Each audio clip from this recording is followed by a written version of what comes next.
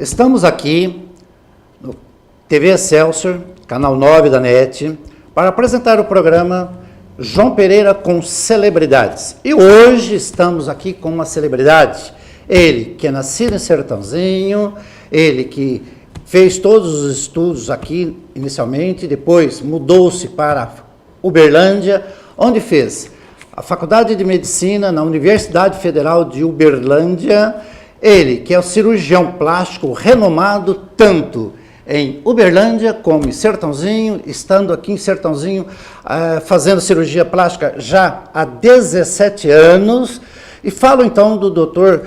Cláudio José da Silva, que ele é irmão do Dr. Claudinei Luiz da Silva, que é advogado, que trabalha em Sertãozinho, advogado trabalhista, famosíssimo em Sertãozinho, que também apresenta aqui o programa Momento Político. O Dr. Claudinei tem o prazer de trazer aqui conosco o Dr. Cláudio José da Silva. Dr. Cláudio, é um prazer tê-lo aqui em nosso programa pela primeira vez.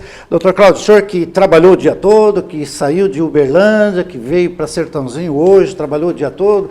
Agradecemos a oportunidade de tê-lo aqui em nosso programa. Doutor, tudo bem com o senhor? Tudo bem, doutor João, graças a Deus. Primeiramente, eu quero agradecê-lo por essa oportunidade de estar aqui, poder de alguma forma acrescentar alguma informação aos seus telespectadores. Muito obrigado. Sim, nossos telespectadoras principalmente estão ávidas por ouvir o Dr. Cláudio, porque o Dr. Cláudio, que já fez muita cirurgia nas mulheres de Sertãozinho, nas moças, e também alguns homens de Sertãozinho, né? Dr. Cláudio, diga-nos, como que é trabalhar em Sertãozinho e trabalhar também em Uberlândia? O senhor que tem pacientes nas duas cidades, como é essa lida de trabalhar em duas cidades? Como é que o senhor consegue fazer isso no seu mensal, semanal, diário? Como que funciona? É muito prazeroso, doutor João. Inicialmente, eu fui para Uberlândia em 1988 com a intenção fazer medicina, depois decidi por cirurgia plástica. Minha intenção era formar e voltar para Sertãozinho. A vida, às vezes, não segue o que a gente planeja. Uberlândia é uma cidade muito boa, adoro Uberlândia, minha esposa adora Uberlândia. Nós temos outros negócios lá que nos faz ficar lá. Minha esposa, ela adora lá. Então, o Sertãozinho também adoro o Sertãozinho. No futuro, às vezes, eu venho para cá em definitivo, né? Então, por isso que eu mantenho os dois locais. Para mim é muito prazeroso. Cirurgia plástica, para mim, é muito prazerosa. Eu faço aquilo que eu gosto. Então, pista dupla, Uberlândia, Sertãozinho, venho toda semana. Para mim é um grande prazer. Muito bem, doutor. A Organização Mundial da Saúde alega que o Brasil está em primeiro lugar no ranking mundial de cirurgias plásticas, inclusive ultrapassando os Estados Unidos. O que é que o senhor tem a dizer sobre isso? Por que é que o Brasil ultrapassou os Estados Unidos em matéria de cirurgias plásticas, sabendo que os Estados Unidos, a população é muito maior que o Brasil? E o que o senhor tem a nos dizer? Os Estados Unidos sempre foi o país onde mais se realizam cirurgias plásticas. Estados Unidos é o berço da cirurgia plástica, praticamente. Tem muitos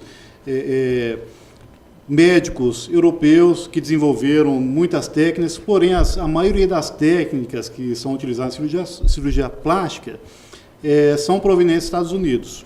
Porém, o Brasil não fica atrás. Com o professor Pitangui, desenvolveu inúmeras técnicas cirúrgicas que são utilizadas no mundo todo.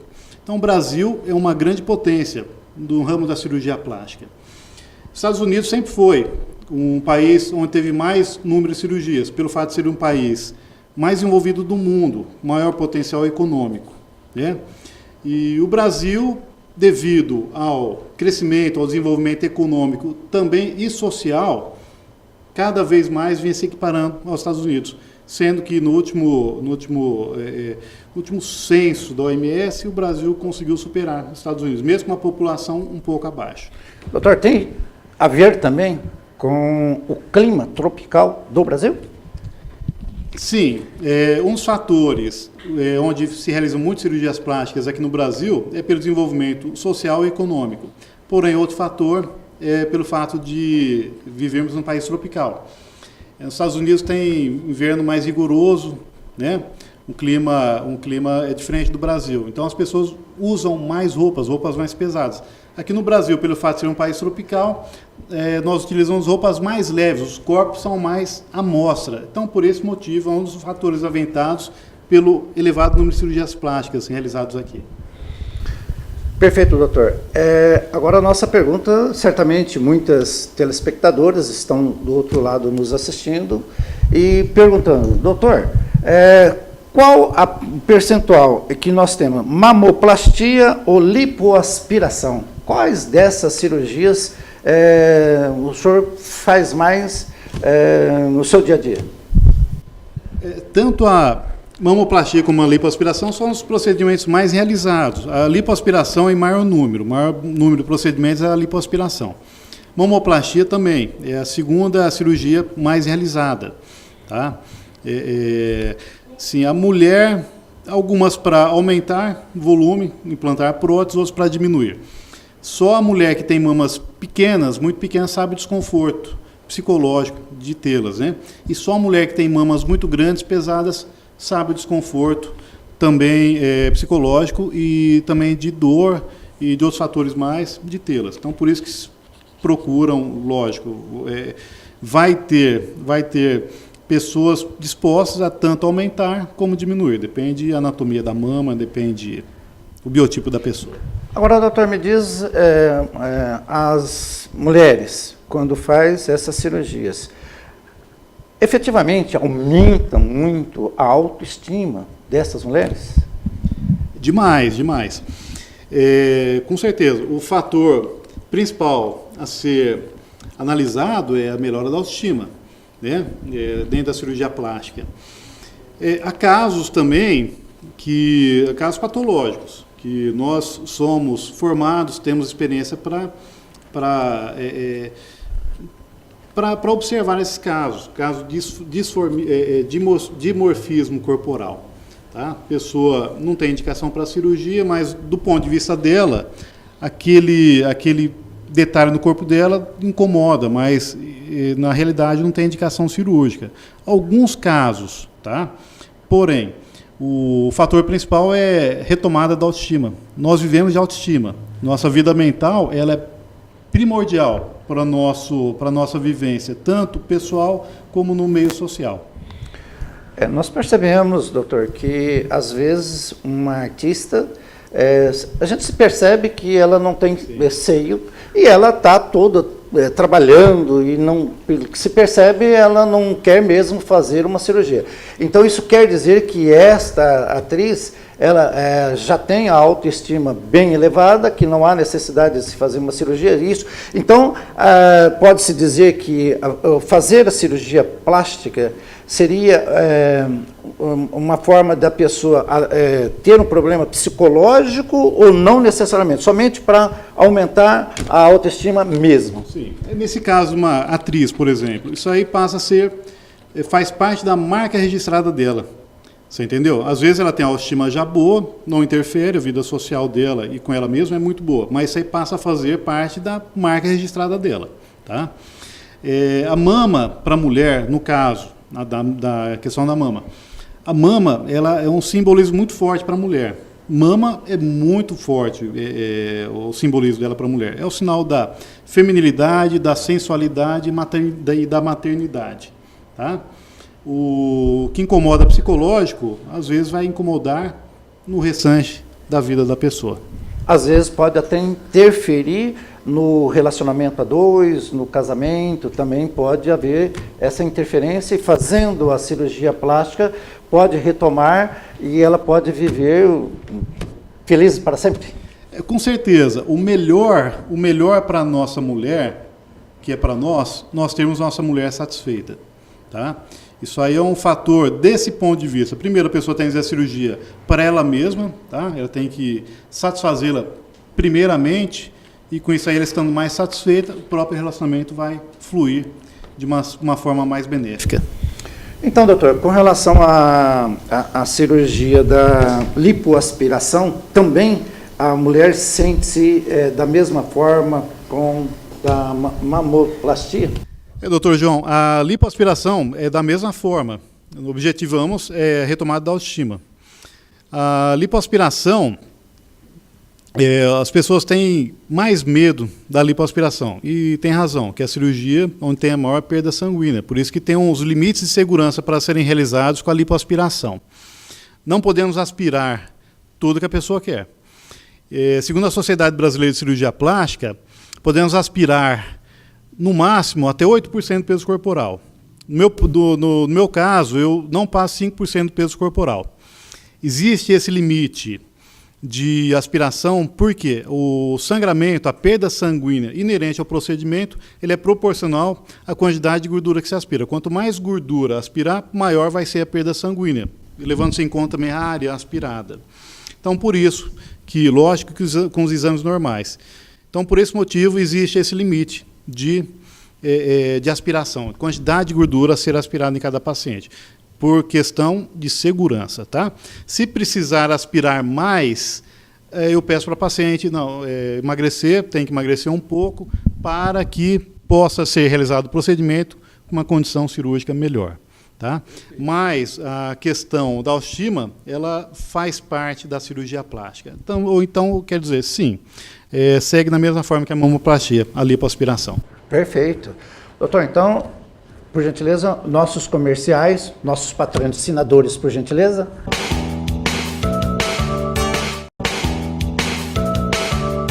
Voltamos então com o nosso programa João Pereira com Celebridade, hoje entrevistando o Dr. Cláudio José Silva, médico cirurgião plástico de Sertãozinho e Uberlândia. Como nós falamos nos programas anteriores, você, telespectador, nos indique, nos telefone, dizendo quais as celebridades que nós deveremos trazer aqui no programa para ser entrevistado. Hoje, inclusive, estamos aqui com a plateia, estamos aqui com o Dr. Claudinei, o Dr. Paulo Kroll, que veio aqui assistir a entrevista com o Dr. Cláudio, irmão do Dr. Claudinei. Bom, tivemos aqui, agora há pouco, uma pergunta de uma telespectadora perguntando ao Dr. Cláudio, qual é a diferença da pinça com a prótese? O senhor pode nos explicar? Sim, doutor João. A pinça que ela deve se referir, deve ser a cirurgia para remodelamento, sem prótese. Mamoplastia, ou mastopexia. A gente fala mamoplastia quando tira glândula, quando diminui, e mastopexia quando só faz a cirurgia para pinçamento, que é o remodelamento, onde são retiradas flacidez de pele e remodelada a glândula. Tá? A diferença da cirurgia com prótese ou sem prótese, a diferença é basicamente o seguinte, que com a prótese a mama fica ressaltada do polo superior.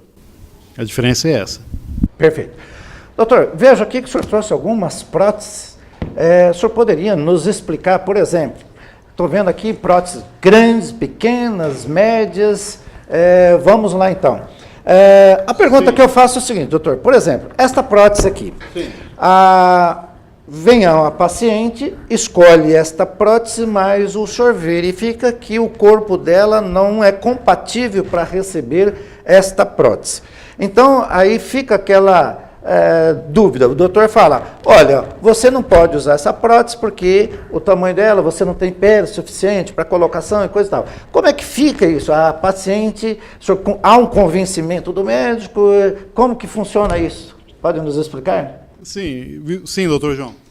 Na cirurgia plástica tem um ditado que, às vezes, a paciente ela entra pela janela, mas ela tem que sair andando pela porta. Em muitos casos, as pessoas elas desejam alguma coisa que não é possível cirurgicamente.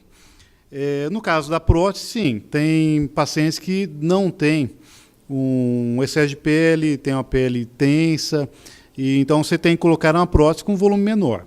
Tá? A escolha do tipo de prótese vai depender do biotipo da mama, da anatomia da mama. O que ela quer, associado com o que pode ser feito cirurgicamente. Já as próteses, conforme o senhor tinha falado, elas têm vários tamanhos, vários modelos, tá? Esse aqui, por exemplo, eu gosto de utilizar prótese texturizada. Tem as próteses texturizadas e tem as próteses de poliuretano. De poliuretano nada mais são que próteses iguais a essa, mas elas são cobertas com uma espuma de poliuretano. Eu prefiro trabalhar com essa. Não gosto de trabalhar com a de poliuretano, que tem trabalhos mostrando o aumento de câncer de fígado em mulheres que utilizam prótese de poliuretano, porque ele é de um derivado do petróleo, esse poliuretano, então vai sendo degradado com o passar do tempo e vão sendo formados compostos potencialmente cancerígenos, vão sendo depositados no fígado. Por esse motivo que eu gosto de utilizar próteses texturizadas. Elas têm vários modelos. Tem esse modelo que é um perfil alto e tem um perfil baixo. As duas têm diferença no resultado final da mama. Uma vai projetar mais a mama. De acordo com a anatomia da mama, é mais indicado colocar um perfil mais alto. De acordo com o biotipo da mama, da paciente, e a anatomia da mama, vai ser melhor um desse tipo, no caso. Isso é analisado no pré-operatório, dependendo do que a pessoa quer, né? Tem as próteses em formato anatômico, formato em gota, tá? Que eu não gosto de utilizar, viu? Eu gosto de utilizar mais esse perfil, que é um perfil mais alto, que vai projetar mais a mama. Porém, como eu falei, depende da anatomia da mama, tá?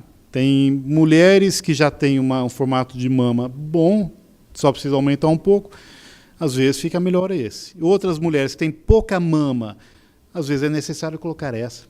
Porque você vai ter que dar o formato de mama justamente com a prótese, um formato que ela não tem, que ela tem hipomastia. Tá? E tem outros vários formatos de próteses, são essas aqui. Essas aqui são as de poliuretano.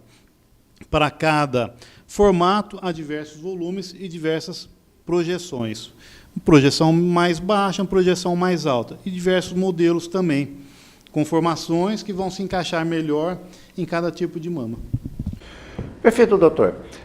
Digamos, a mulher quer esta mama e o doutor acha que não, volto na pergunta, que não deve ser por causa do biotipo dela, por causa da genética dela e tal. Há um convencimento do médico e paciente? A paciente consegue convencer o médico? Como que funciona isso? É discutido bastante para chegar ao convencimento de que esta é a prótese ideal para a pessoa. Perfeitamente. Tem que ter essa discussão, tá? Entra o que a pessoa quer, o que ela deseja e o que pode ser alcançado cirurgicamente. A princípio, é para a paciente. Nós temos que tentar imaginar e chegar numa resolução do que ela quer. E o médico, que é o agente ativo nessa escolha, ele que deve determinar o que pode e o que não pode. Então, é uma associação dos dois. Agora, doutor, o questionamento é o seguinte. A mulher colocou a prótese. Uma moça recém-casada, daí então ela vai engravidar, vai ter um filho. Nascendo o filho, ela poderá amamentar ou não? Doutor João, a amamentação ela é normal com a implante de próstata de mamas. Existem algumas técnicas cirúrgicas que pode ocorrer algum grau, alguma disfunção de amamentação. A amamentação sempre vai poder. Por exemplo, colocando a prótese por baixo, pelo sulco, não mexemos na integridade da mama, vamos só colocar por baixo, uma amamentação normal, sem problema algum. Quando nós fazemos a mamoplastia junto, ou quando colocamos a prótese periareolar em volta da areola, nós temos que seccionar a glândula para chegar na profundidade. Com isso aí vai ter uma desestruturação da glândula e vai sofrer um processo de cicatrização depois. Com a amamentação pode ter algum entupimento de algum duto lactífero ou outro. Isso aí vai poder gerar uma mastite, por exemplo. Pode ocorrer, mas é difícil acontecer, mas pode acontecer. Mas a amamentação, sem problema nenhum. Acontecendo a mastite, por exemplo, há um procedimento cirúrgico para tirar essa infecção, essa mastite, e depois ela voltar a amamentar ou não? Definitivamente não. Sem dúvida. A mastite na gravidez é um evento comum. Isso aí toda mulher com prótese ou sem prótese, feito cirurgia ou não, ela pode ter mastite. Faz parte do processo lactífero, da amamentação, na gravidez. Tá? O que eu quero dizer é que um implante de prótese pode ter mastite também devido a isso. É difícil, mas pode ter. Doutor, uma pergunta importantíssima. O SUS, ele dá para paciente o direito de colocar a prótese mamária ou não? Só em caso de reconstrução, devido a câncer. Caso assim, estético, entre aspas, porque toda cirurgia estética, do meu ponto de vista, é reconstrutiva também. Tá? Ou seja, no caso estético, não.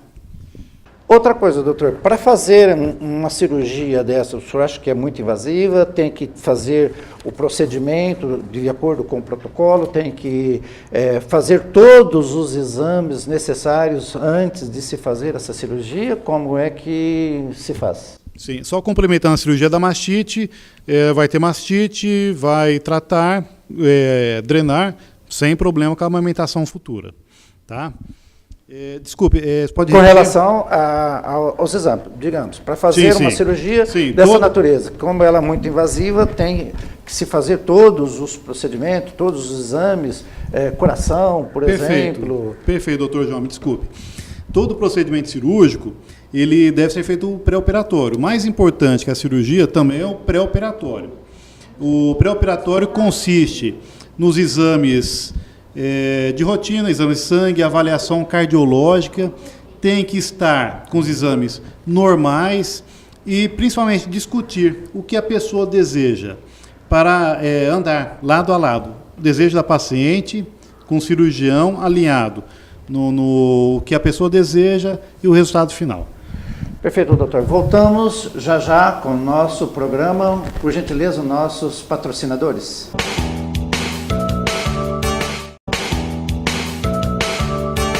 Voltamos então com o programa João Pereira com Celebridade, hoje entrevistando o Dr. Cláudio, que é cirurgião plástico de Sertãozinho e Uberlândia. Dr. Cláudio, diga-nos para nós como que é a cirurgia do câncer de mama, que nós sabemos que existem inúmeros casos no Brasil. Diga para nós como que o cirurgião plástico procede nesse aspecto. Pois bem, João, hoje em dia já está mais que provado que as próteses de silicone, próteses mamárias, elas não interferem negativamente no desenvolvimento do câncer mamário, né? Elas não têm relação. Tá? O cirurgião plástico entra junto com o mastologista, no caso, para operar uma paciente, tem que fazer uma mastectomia, no caso é mastectomia. Geralmente o cirurgião plástico entra com o mastologista, que é o especialista que faz a ressecção da mama a princípio. O cirurgião plástico entra para reconstruir a mama, através do implante de próteses mamárias ou através de retalhos. Tira toda, geralmente, mastectomia total. Quando tira toda a glândula, tem que fazer a reconstrução, geralmente com retalhos. Pode ser puxado retalhos da músculo com pele das costas ou então de abdômen. Geralmente a pessoa já teve filhos, ela tem um abdômen favorável, às vezes pode ser feito concomitantemente, faz o abdômen, ao invés de excluir essa parte, queria jogar fora, no caso, né, você puxa e faz a reconstrução da mama, com a própria parede do abdômen. Esta cirurgia, o SUS autoriza a que a paciente faça tudo por conta do SUS, é isso? Totalmente, inclusive a prótese. Perfeito. Doutor, outra situação que nós verificamos de pessoas que às vezes têm o câncer de mama, que a família tem o câncer de mama, e a pessoa resolve, por livre e espontânea vontade, fazer uma cirurgia, colocar prótese, tirar a mama, no caso da Angelina Jolie. Como é que o senhor explica nesta situação que se deve fazer? O médico, cirurgião plástico, deve fazer de acordo com o pedido da paciente? Sim, casos específicos, sim. No caso da Angelina Jolie, no caso, que nós não sabemos o prontuário, que é segredo médico, mas ela deveria ter a mama muito distrófica, deveria ter muitas alterações que podem virar câncer, no caso. E associado à história familiar dela. Hoje sabemos que o câncer de mama ele tem muita predisposição genética familiar. Então, pessoas que têm casos na família, avós, tias, primas que tiveram câncer de mama, a mulher tem uma chance bem maior de desenvolver também. Isso, no caso dessa atriz, exatamente, ela disse que a avó dela faleceu em decorrência do câncer de mama e por este motivo ela fez essa cirurgia. Então esse procedimento está correto. Correto. No caso dela, predisposição genética familiar e alterações mamárias, que ela com certeza devia ter. Doutor, uma situação que nós verificamos constantemente é de, às vezes, outros profissionais fazendo cirurgia plástica. Pode ser feito, outros profissionais podem fazer, ou cirurgia plástica somente um médico cirurgião plástico que deve se fazer? Cirurgia plástica deve ser feita com cirurgião plástico, logicamente. A formação do cirurgião plástico ela é muito complexa. São 2 anos de cirurgia geral, 3 anos de cirurgia plástica. E mesmo nesse período de formação, nós não vemos tudo que deve ser feito. Por isso que existe a Sociedade Brasileira de Cirurgia Plástica, onde são admitidos só cirurgiões plásticos.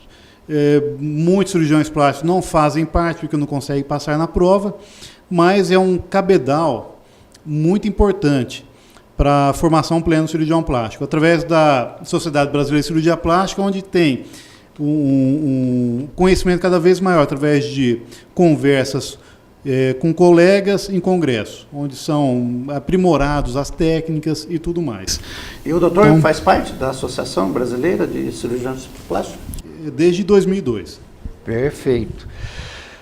Outra coisa, doutor, como é a situação de pessoas que, no caso aí, a gente verifica, às vezes, o dentista, outros profissionais, colocando botox. Às vezes, a gente vê no Face, no Instagram, a gente vê, às vezes, o comentário de um dentista, outro profissional qualquer que seja, fazendo colocação de botox. E, às vezes, também nós verificamos, às vezes, entrevista no rádio, televisão, jornal, de um travesti homossexual que se coloca o botox, às vezes, inclusive, com silicone industrial, que inúmeras vezes já aconteceram. Como é que o senhor nos explica isso? A toxina botulínica, pelos dentistas, ela assim, é um campo também do dentista. Ele é apto para fazer em caso de bruxismo, pessoa que tem contração muito forte do músculo masseter, à noite principalmente. O dentista é o mais apto a fazer esse procedimento. Tá? Essa invasão existe em todas as áreas, em todas as especialidades, mas eu acho que o cirurgião plástico é o que tem um conhecimento maior, tanto anatômico como de harmonização facial, para fazer não só toxina botulínica, como preenchimentos, cirurgias e outros procedimentos ancilares. Nós dizemos ancilares são complementares, né? Mas o lifting facial também está nesse contexto? Eu acho que o lifting facial é uma cirurgia muito difícil. Eu acho que a pessoa tem que ter uma formação muito importante. É uma das cirurgias que eu mais gosto de fazer. Cirurgia muito complexa, muito perigosa em mãos inexperientes. Tá? Trabalhamos perto de estruturas muito nobres, nervos, vascularizações. E, então, quer dizer, é muito arriscado, né? Em questão... Desculpa. Esse lifting facial é o rejuvenescimento facial, é isso mesmo? Cirurgia para rejuvenescimento facial, lifting facial, cirurgia de suspensão. Até alguns anos atrás, antigamente, priorizavam mais a retirada de pele, por isso que tinham resultados ruins. Hoje em dia, nós priorizamos mais o trabalho na profundidade. Tá? A reposicionamento da musculatura, do complexo muscular que cai. Se você não trabalhar a profundidade, não adianta você puxar a pele, não vai adiantar, vai ficar deformado e vai voltar a cair. Então, atualmente a gente prioriza o reposicionamento da profundidade da face e depois a pele a gente vem tirando de uma forma generosa, porém não exagerada, onde nós temos ótimos resultados da pessoa Geralmente eu tenho grata satisfação. Os meus pacientes, as pessoas encontram 3 semanas depois, encontram na rua e a pessoa fala: nossa, o que aconteceu com você? Que você está tão novo. A pessoa não sabe que fez uma cirurgia. Principalmente cirurgia de face. Ficou um defeitinho, o defeito vai ser preponderante. Pessoas vão enxergar só o defeito. Uma cirurgia de grande responsabilidade e que eu gosto muito de fazer. Mas em tão pouco tempo assim já se nota a diferença na pessoa? Cada caso é um caso, mas geralmente com 3 semanas já está muito bom. 3 semanas a pessoa já pode sair na rua tranquilo, não tem os hematomas, a vermelhidão no rosto? Você fazendo assim de uma forma assim correta, os próprios hematomas do rosto, eles somem rapidamente. Mesmo, doutor, os das pálpebras? Pálpebra em torno de 10 dias, 2 semanas, a pessoa já está muito bem, sem... Um inchaçozinho pode ter, mas hematoma não. Em questão do silicone líquido, que você disse, o silicone industrial, isso aí assim, é muito perigoso. Isso aí, hoje em dia, nem acho que não tem pessoas que fazem mais. Eu acho que não tem pessoas que fazem mais. Eu já coloquei próteses de silicone em travesti, em 2 casos. Eu acho melhor um cirurgião fazer do jeito certo do que deixar a pessoa colocar a vida dela em risco. O silicone líquido, ele espalha pelo corpo, ele não fica só localizado. Vai para pulmões, ele dissemina para o corpo inteiro. Isso aí é caso de morte, muito provavelmente a pessoa vai ter problema muito sério de saúde. Pois bem, doutor, semana passada, se não me falha a memória, o jornal Folha de São Paulo noticiou o falecimento de um travesti em São Paulo que ele próprio fez a aplicação do silicone industrial e, em decorrência da gravidade, ele veio a óbito e, é o que o senhor disse, realmente... Muito frequente. Era muito frequente. Hoje em dia já não, porque... As pessoas já procuram mais o cirurgião plástico, né? Doutor, voltamos logo em seguida com o nosso programa. Por gentileza, os nossos comerciais.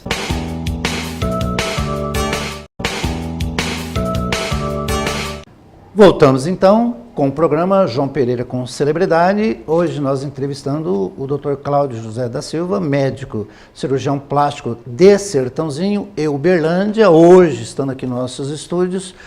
Doutor, diga-nos, uma pessoa de 14, 15, menor de idade, pode ou não fazer uma cirurgia plástica? É relativo. Por exemplo, o órgão tem que estar em plena maturação. Por exemplo, fazer uma cirurgia de nariz precisa estar com o desenvolvimento completo. Se você operar antes, o osso vai continuar crescendo e vai ter deformidade. Tá? Então, por exemplo, nariz, em torno de 16, 17 anos. Tá? Cirurgia de mama, depois que tiver completado o desenvolvimento da mama, que ver que não vai completar mais, é indicado prótese, a partir de 17 anos. Ou se a moça, às vezes com 15 anos, tem uma gigantomastia, uma mama muito grande, é indicado. Tá? Cirurgia de orelhas, em criança, a partir de 7 anos pode ser feito. Tá? Isso aí, o desconforto psicológico, o bullying que ela recebe das crianças, já autoriza a fazer. Tá? Aliás, são pacientes muito bons para serem feitos. Criança de 7 anos fazer cirurgia de orelha, muito melhor do que adultos. Elas colaboram muito mais. Tamanho é o desconforto psicológico. Tá? Tá. O menor de idade, para se fazer uma cirurgia, tem que haver a necessidade de autorização dos pais? Sim. Tem que ter a autorização escrita dos pais? O doutor faz isso, pega a assinatura por escrito dos pais? Sim, faço. E a primeira pergunta que eu faço, né, o de menor tem que ir com os pais, de preferência os 2. Primeira pergunta que eu faço é para os pais. Vocês estão de acordo? Vocês estão incentivando a cirurgia dele? Se sim, seguimos adiante. Doutor, sabemos que a grande quantidade de pessoas que procuram o médico cirurgião plástico parece-me que são mais as mulheres. Mas homens, vai muito no seu consultório também? E cada vez mais. A vaidade masculina está cada vez mais em alta. Tá? Procedimentos que nós fazemos em homens, cirurgia de pálpebras, implante capilar, rinoplastias, e cada vez mais tem homens procurando para fazer lipo. Tá? Homem, geralmente a gente consegue melhorar a região dos pneus, né? Região anterior, o homem acumula gordura mais interno na barriga. Então é o detalhe entre homem e mulher é esse. Tem muitos homens que querem, eu quero fazer uma lipo no abdômen. Aí a gente explica, não, o homem tem essa característica, ele acumula mais gordura interna, por isso que tem a barriga mais dura. Mulher já acumula também interna, mas é mais externamente. Externamente, entre aspas, né? Que está entre a pele e a parede abdominal. E o acúmulo de gordura na barriga também tem predisposição para ter problema cardíaco, é isso? Sim, tem trabalhos, sim, com certeza, a cintura abdominal. Tem trabalhos correlacionando a lipoaspiração com a diminuição da glicemia, a melhora do diabetes, lógico, que isso aí é um fator, é um contexto, né? A pessoa tem que cuidar, tem que ser medicamentoso, ter hábitos alimentares saudáveis, compatíveis com a doença dela, mas tem trabalhos que mostram, pessoas submetidas a lipoaspiração, grandes lipoaspirações, ela tem melhora, inclusive, do diabetes. Perfeito. Agora, doutor... Isso não é regra, isso não é regra. Ótimo. Doutor, nós verificamos que nos últimos anos está constante as pessoas fazerem a cirurgia de redução de estômago. É verdadeiro? Isso Sim, cada vez mais. Homens e mulheres, como que é? Homens e mulheres, mais mulheres, mas é quase em torno de 60% mulheres, 40% homens. A obesidade cada vez mais incidência aumentada no mundo todo. Sim. Né? Estados Unidos em primeiro lugar, o Brasil já está indo avante com relação à obesidade, né? Sim. Agora, doutor, falando em obesidade, e a redução do estômago? O cirurgião plástico entra na correção, na cirurgia pós-bariátrica, né? Quer dizer, na redução propriamente, não. Somente... Isso, é o cirurgião especializado. O cirurgião geral é especializado, geralmente, nesse tipo de cirurgia. Então, fez a cirurgia bariátrica, aí o cirurgião plástico entra. E aí? A pessoa tem 200 quilos. Quanto é que o doutor consegue tirar para reduzir o peso corporal desta pessoa? Qual percentual, mais ou menos? O cirurgião plástico vai entrar depois que a pessoa estiver na fase de manutenção do peso. Depois que tiver perdido o peso que ela e o médico dela decidiram que ela vai chegar, quando ela tiver pelo menos uns 4 meses no período de manutenção, que ela perdeu todo o peso, que ela tiver nesse período de manutenção, o cirurgião plástico pode entrar. E os benefícios são enormes, tá? Grandes perdas de peso, a flacidez de pele fica, são muito grandes. Abdômen, mamas, coxas, braços, né? E também a pessoa vai ter um benefício a mais, que ela vai ter uma perda de peso também pela cirurgia plástica, vai perder mais peso, tá? Tirar pele com gordura, tecido gorduroso, vai complementar esse processo de emagrecimento. Cirurgia plástica vem complementar todo esse processo de emagrecimento. Perfeito. E aí, realmente, a autoestima da pessoa melhora, é natural que isso aconteça. Melhora tudo na vida. Também a autoestima. Perfeito, doutor. Estamos terminando o nosso programa. Por gentileza, deixe o seu telefone para contato, endereço aqui em Sertãozinho. Eu sei que as pessoas de Sertãozinho não vão lá em Uberlândia procurar o senhor, mas deixa aqui o seu endereço, o seu telefone para contato. Certo. Agradeço, doutor João. Rua Washington Luiz, 833, telefone 3942-6210. E agora um sonho que está se realizando. Estamos construindo nossa clínica, vai ser na Voluntário Otto Gomes. Em breve vamos estar trabalhando num lugar novo, concretização do sonho. Perfeito, doutor. Isso é bom para o doutor, é bom para Sertãozinho, é bom para todos os seus clientes, pacientes, é isso mesmo, que estão aqui, que vão procurar o doutor. Doutor, suas considerações finais, por gentileza? Agradeço mais uma vez, doutor João, agradeço a todos os telespectadores, tá? E o que puder ser útil, estou à disposição. Muito obrigado. Agradecemos o doutor Cláudio pela entrevista, comunicamos a todas as pessoas que nos informe aquelas pessoas que vocês queiram que serão entrevistados aqui no nosso programa João Pereira com celebridades. Ligue-nos, os telefones estão aqui embaixo, pode nos ligar, que serão atendidos. As pessoas que vocês nos indicarem, nós vamos chamar aqui para serem entrevistados no programa João Pereira com celebridades. Obrigado e até a próxima oportunidade, se Deus assim nos permitir.